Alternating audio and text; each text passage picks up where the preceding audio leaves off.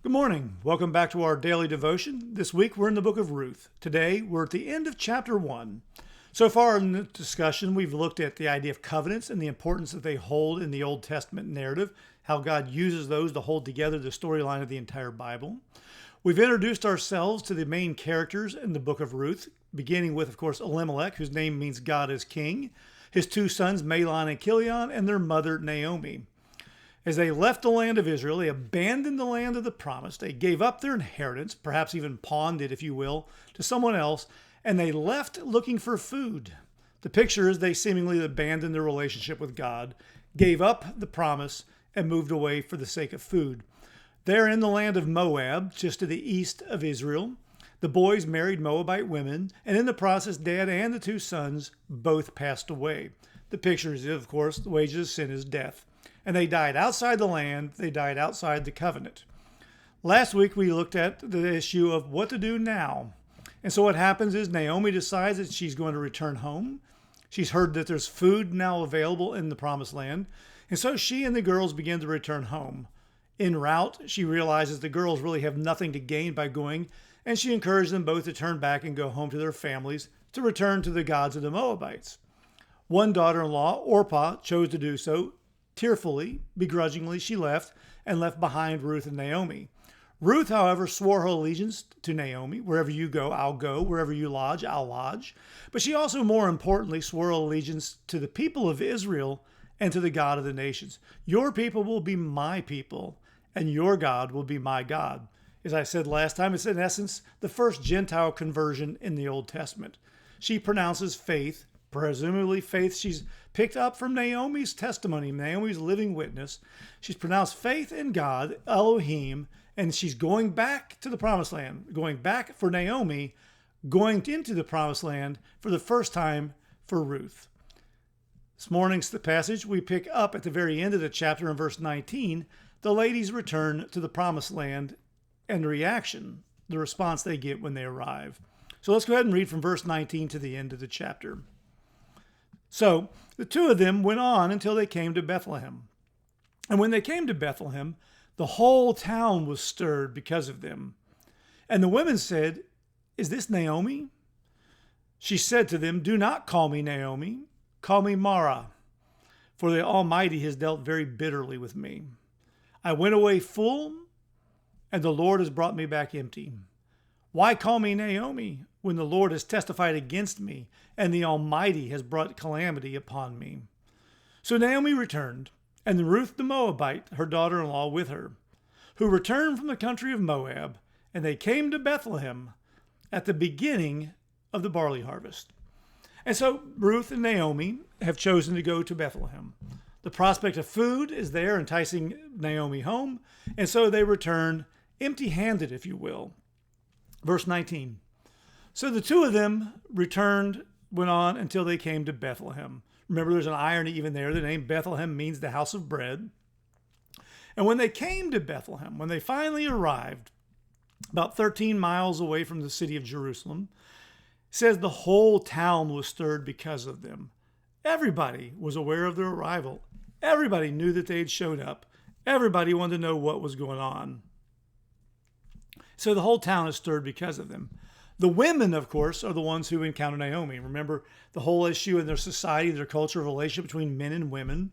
Naomi is left with her husband, and now she's returning without. And so you can imagine the hubbub, the stir in town, that here comes Naomi home, and notice her husband and boys aren't with her. Wonder what happened, and who's that strange young woman?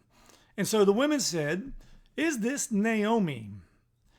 Now here again, as we've said so many times before, Naomi's name means something. Names in the Old Testament are relevant. The name Naomi literally means pleasant.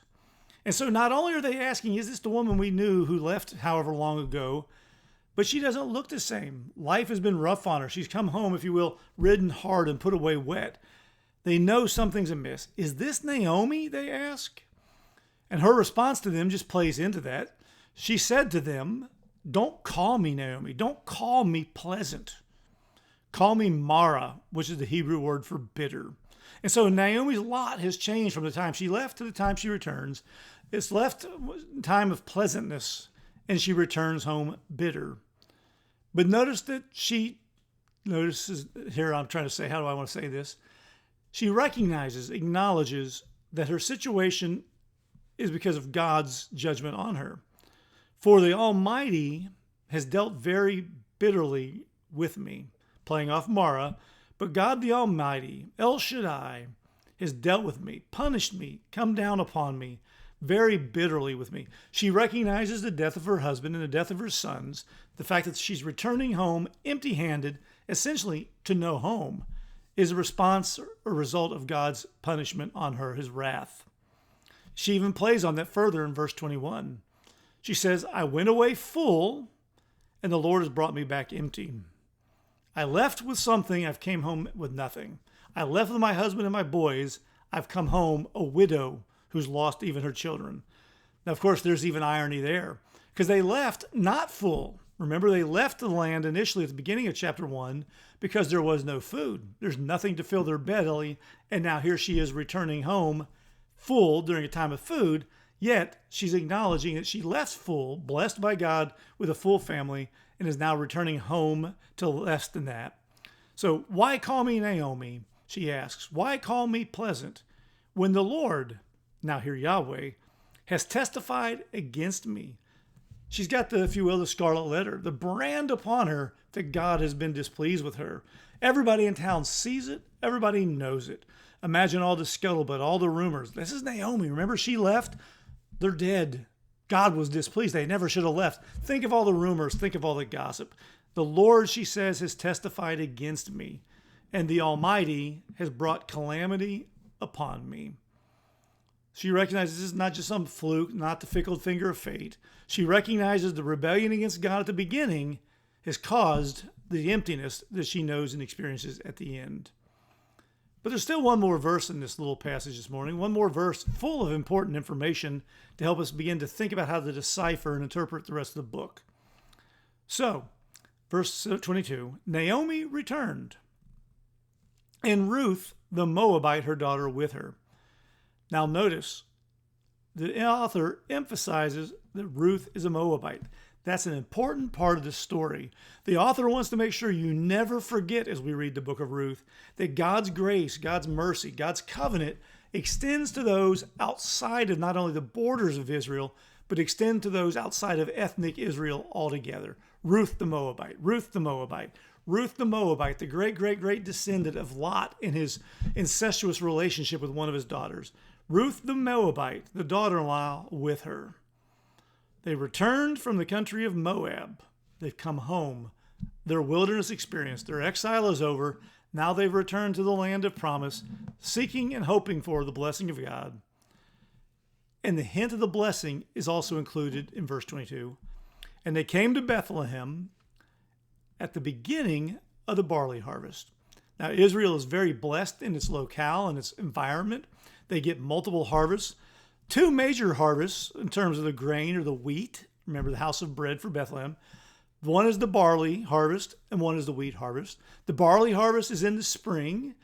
The wheat harvest comes later in the fall. Both harvests will become festivals for the Jewish people. Both harvests also take place during the time of important religious feasts. The barley harvest takes place at the time of Easter, what we would call Easter, the time of the Passover for the Jewish people.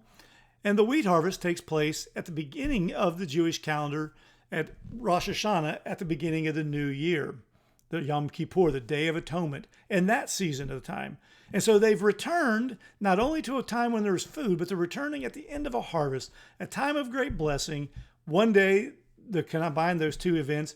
They're returning at a time when people will associate the outpouring of God's blessing through Passover as reflected here with the harvest coming in. And of course, shortly thereafter, Pentecost is celebrated as well. And so they return, and already the tides are turning. She's come home bitter. She left pleasant. She come home empty. She had left full. But they're coming home in a time when God's blessing is on the land again, and in very short order, we'll see God's blessing on them. Remember, covenant. God promised it. Ruth is about God keeping it and explaining how God's going to extend it even to the nations.